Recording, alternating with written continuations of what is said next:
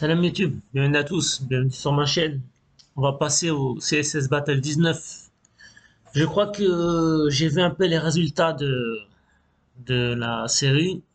C'est pas terrible, terrible, terrible, donc je vais m'arrêter à 50. Je ferai les 50 premiers et après j'arrêterai. Et faudra vous rabattre sur les chaînes anglophones, puisque sur les chaînes anglophones, il y a tout ce qu'il faut. Voilà, comme ça on essaiera de passer à autre chose. Il y a plein de choses à voir. Il y a plein de vidéos à faire, Inch'Allah. Comment je vois les choses ici? Je vois peut-être une div before là, une div after ici peut-être, et des spans. On va essayer de faire ça tranquillement. Comme d'habitude, on commence par le background. Donc un body, background. N'oubliez pas que moi j'aime pas l'automatisation.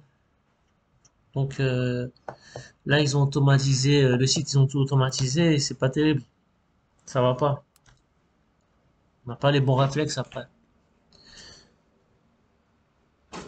On va tout aligner au centre.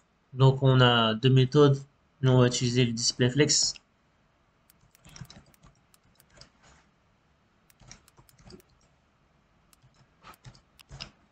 Ensuite justify content.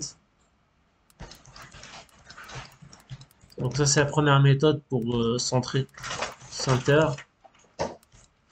Et enfin le align items.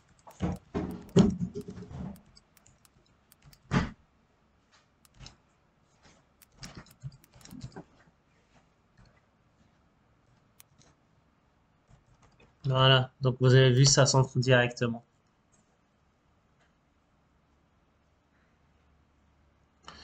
Notre div.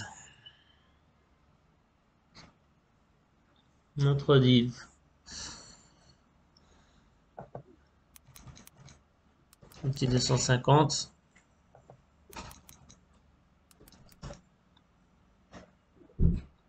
Voilà.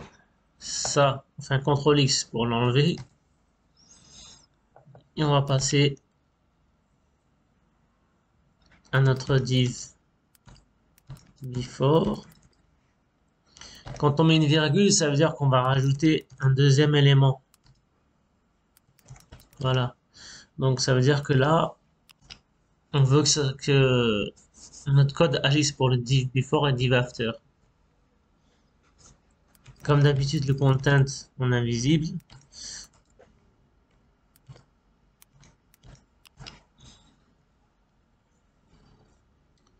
On va le mettre en position absolue pour pouvoir le positionner par rapport à notre div, à notre body, excusez-moi. Parce que notre body, par défaut, il est en relative.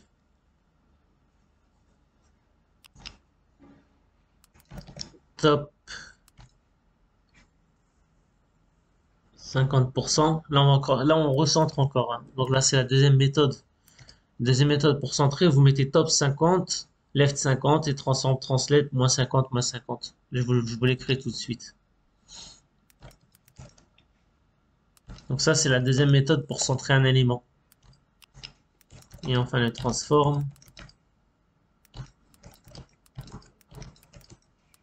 Et là, on met moins 50. Moins 50. Donc là, c'est centré. Pour le moment, on voit rien, c'est fait exprès.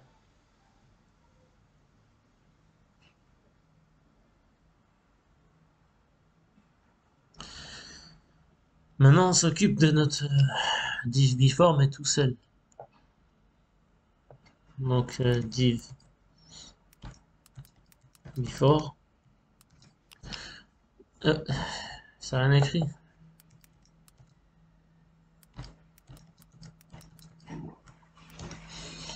Alors, pourquoi déjà on a fait le div before et div after en commun? C'est parce que tout ça, c'est des éléments qui seront en commun à notre before et after. Et il y a une règle en programmation, c'est dry, don't repeat yourself. Faut pas répéter les choses. Voilà, donc on essaie de compacter notre code au maximum. Donc là, notre with. 200 pixels. Alors, notre div principal a fait 250 sur 250 parce que je prends en compte ici ça. Vous voyez, tout ce qui sera dépassé, tout ce qui va dépasser. Tout ce qui va dépasser, ça sera environ 250. Si jamais c'est pas bon, on va rectifier évidemment. Et le cours, il est préparé, hein. C'est-à-dire que j'ai pas sorti ça par une baguette magique. De toute façon, je suis musulman, j'ai pas droit à la magie. C'est haram. Et là, notre background.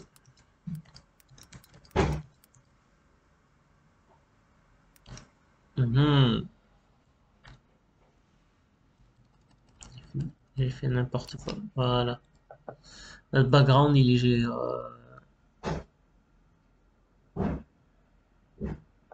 est comme ça, notre background. CTRL V. Voilà.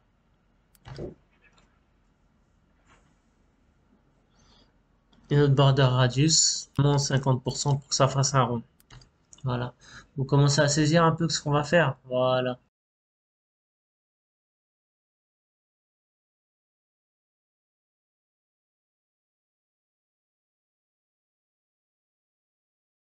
Ensuite, notre div after.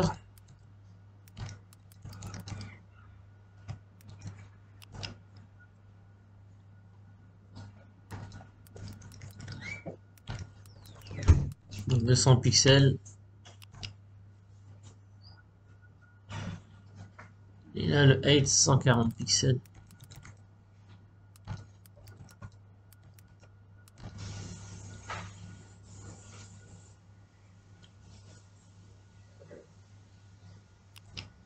Et notre background.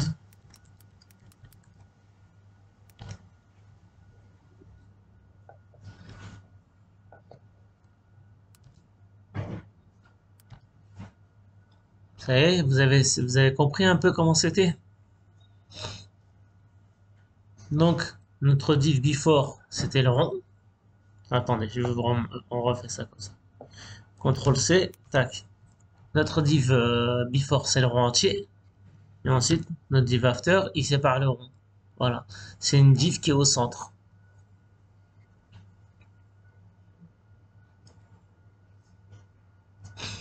Maintenant, ce qu'on va faire, on va rajouter des spans pour ça.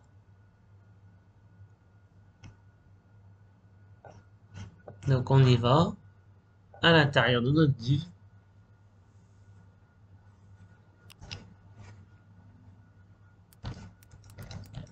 On met des spans. Voilà. On fait un petit CTRL C. CTRL V. CTRL V. Voilà. On a 3 spans. Les 3 spans, ça sera notre roue à droite. Nos 3 trucs là. On continue.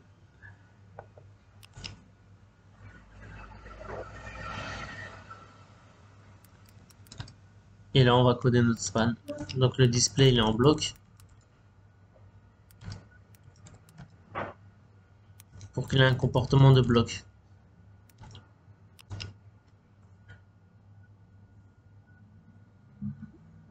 Le 8. Juste 20 pixels. Et notre background.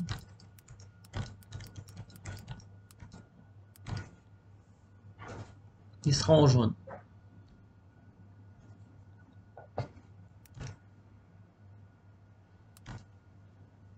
Oh là, ça va pas.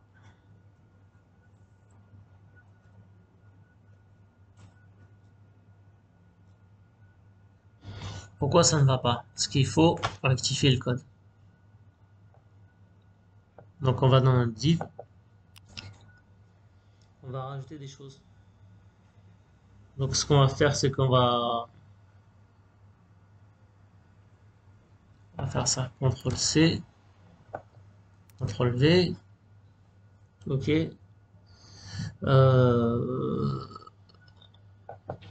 CTRL C. CTRL V. Voilà. Et là, on va mettre un petit flex direction. On fait des colonnes.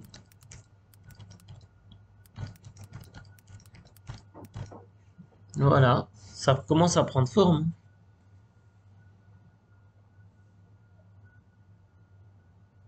Et un petit border radius parce qu'on veut que ça soit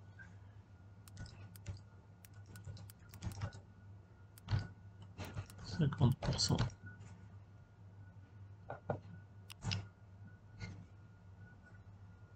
Pour le moment, ça donne rien. Je comprends pas. C'est normal, ça prend forme au fur et à mesure. On retourne dans notre span. On va lui mettre un petit Z index. Ah, ça prend forme. Un petit margin. 10 pixels 0.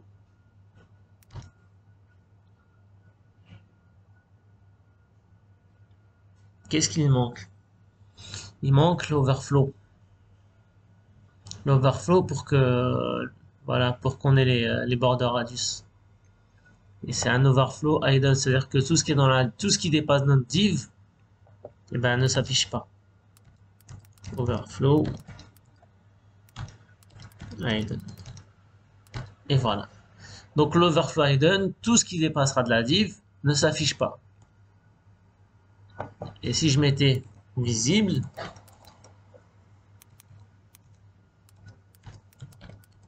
eh ben ça s'affiche. Voilà. Nous, on veut un hidden. Voilà. On submit. Bravo. J'espère que ça vous aura plu. Si vous n'avez pas compris quelque chose, vous m'envoyez un petit commentaire. Je vais vous expliquer volontiers. Je vous enverrai des liens sur les sites en question, quoi, pour les explications. Généralement, c'est le MDN développeur. Là, on a tout ce qu'il faut au niveau CSS. Moi, je vous dis à la prochaine fois, Inch'Allah. N'oubliez pas de vous abonner, évidemment, de liker. Ça encourage la chaîne et ça aide au bon déroulement des choses, au bon agencement au niveau de YouTube. À la prochaine fois, Inch'Allah.